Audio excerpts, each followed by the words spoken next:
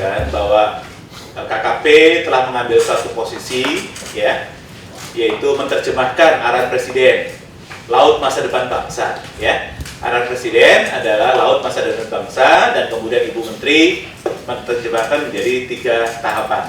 Tahapan pertama kita semua sudah tahu mengenai sovereignty, kedaulatan. Tahapan kedua sustainability, keberlanjutan, dan tahapan ketiga adalah prosperity, ya, kesejahteraan.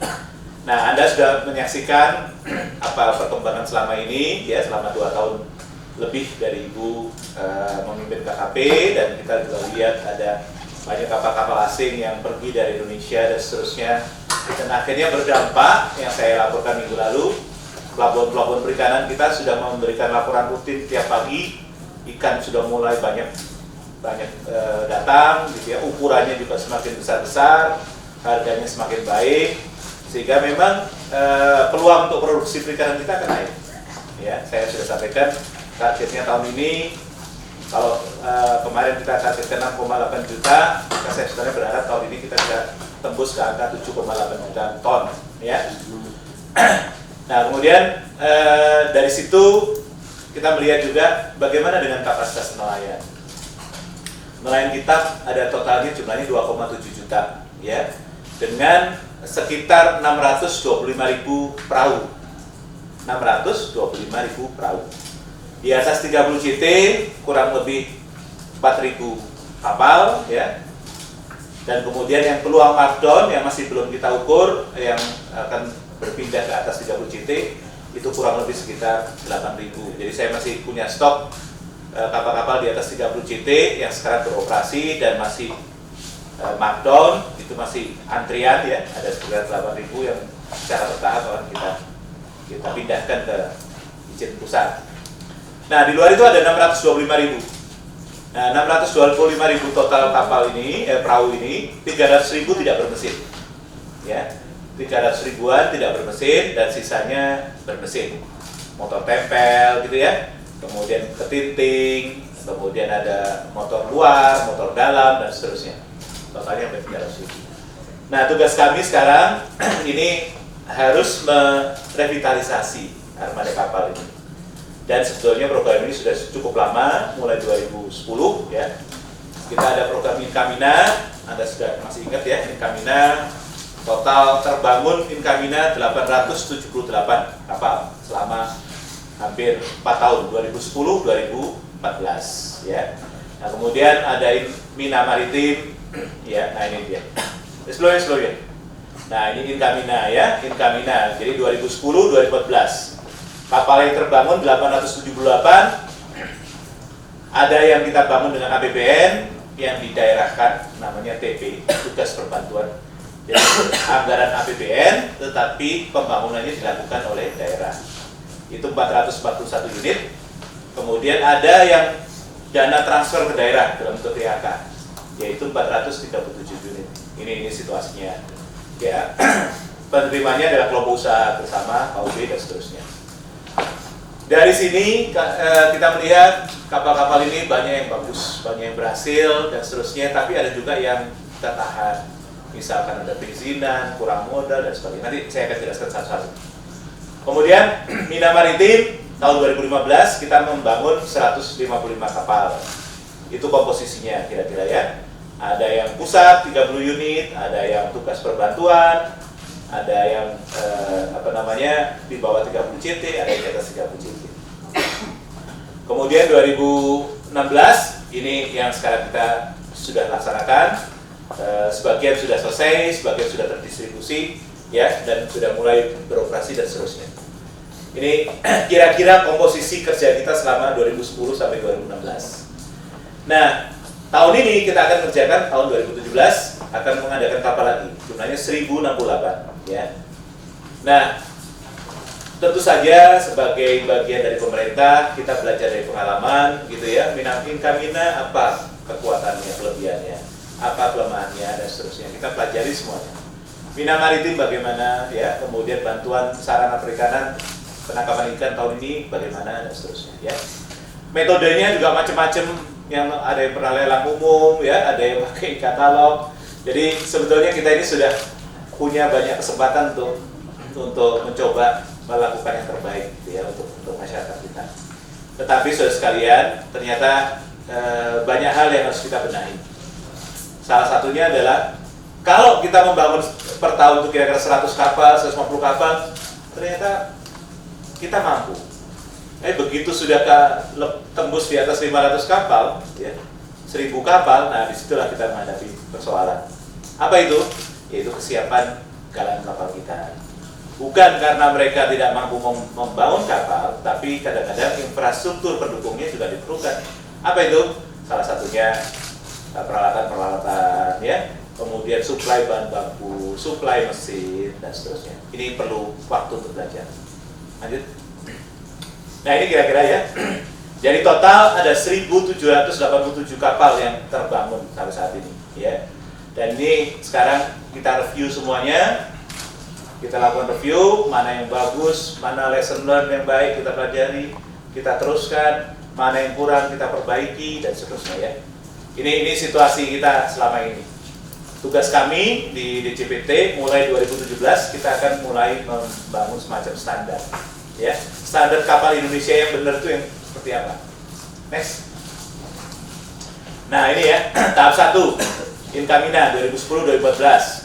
Totalnya 878, yang operasional bagus 63%. Yang disebut tidak operasional bukan berarti dia tidak bekerja, tetapi izinnya mungkin belum turun, buku untuk permodalan, kan gitu ya. Kemudian SDM-nya belum siap. Nah ini yang sekarang kita review dan kita benahi semuanya, ya. Sekarang tugas saya menerjunkan tim untuk ngecek kapal-kapal yang belum operasi secara maksimal ini di mana tempatnya, apa statusnya, dan bagaimana kita perbaikannya, ya. Ini situasinya. Jadi Anda lihat yang warna gelap itu 37 unit, di atas 37 itu banyak Jawa gitu ya, karena populasi nelayan paling besar di Jawa. Kemudian yang hijau agak tidak terlampau gelap itu banyak di Sumatera Utara, Sulawesi Utara, ya. Kemudian di daerah Papua dan seterusnya. Yang hijaunya terang itu kelihatan sekali populasi nelayannya kecil. Papua, Kalimantan Selatan, dan seterusnya. Next. Kemudian yang Mina Maritim, ini 155 unit, terbangun 94%, ya. Juga sama, sebarannya seperti apa, kita cari lagi. Next. Kemudian yang nelayan, ya, KM nelayan, yang tahun 2016 itu juga gitu, sudah terbangun semuanya. Kalau ada katakan 43% terbangun itu artinya anggarannya sebetulnya adalah untuk 1.700 kapal tadi kan. Tetapi karena penghematan, karena juga ternyata proses di e-katalognya itu lama, sehingga baru bulan Oktober e-katalog selesai, baru terbagi, kami melihat risiko. Sepertinya tidak mungkin kita menyelesaikan 1.719. Jadi kita rasional berapa yang bisa dibangun, gitu ya. Jadi bukan tidak selesai, tapi memang kita putuskan untuk tidak dibangun karena memang waktunya terlalu pendek. Ya, itu kira-kira yang terjadi di tahun-tahun kemarin. Terus, nah ini adalah suksesnya. Jadi saya cerita keberhasilan. Jadi banyak sekarang kami terjunkan tim ke daerah. Ternyata memang Incamina banyak memberi dampak kepada masyarakat, gitu ya. ABK, ya, ada peningkatan pendapatan, ya. Dari misalkan 1,6 jadi 4,1 juta dan seterusnya. Nakoda nilainya berapa ya? Dari 2,9 jadi 6,6 dan seterusnya. Tenaga kerja yang terserap berapa? Jadi kalau Anda perhatikan seperti ini, KKP betul-betul meninjau secara komprehensif ya. Setiap kapal kita datangi, kita kunjungi, statusnya bagaimana gitu ya. Jadi kami tidak ingin nanti di publik bertanya-tanya, oh ini kok ada yang nggak jalan ini segala macam. Kami akui ada yang tidak jalan. Dan sekarang kita perbaiki semuanya. Gitu ya, statusnya begitu ya teman-teman sekalian. Kita terjunkan tim audit satu-satu semuanya. Ya.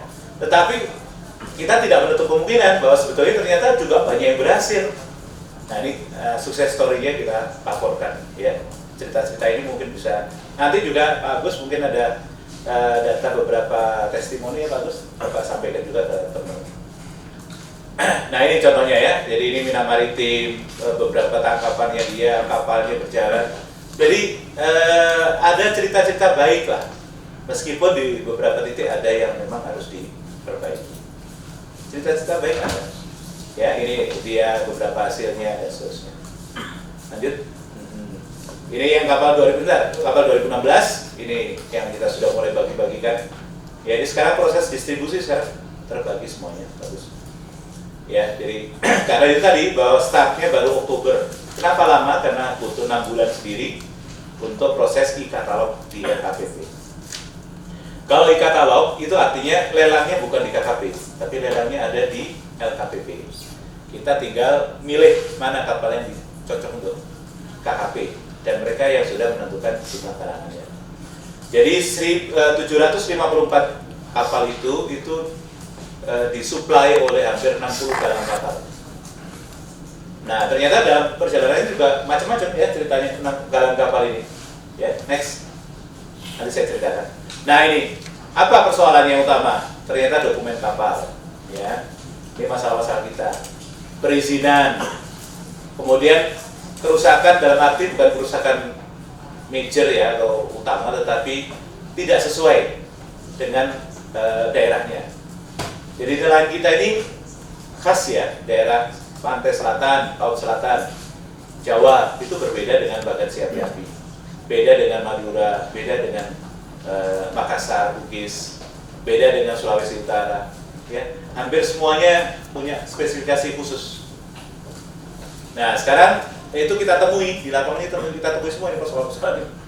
Kemudian ada juga yang tidak ada laporan gitu ya, tahu-tahu ya sudah hilang gitu di lapangan. Nah, baru kita kejar, kita cari, oh ada di sana. Kemudian problem kita lagi adalah kemampuan galangan. Istilah kami adalah ada galang kapal yang sifatnya namanya seperti tukang cukur.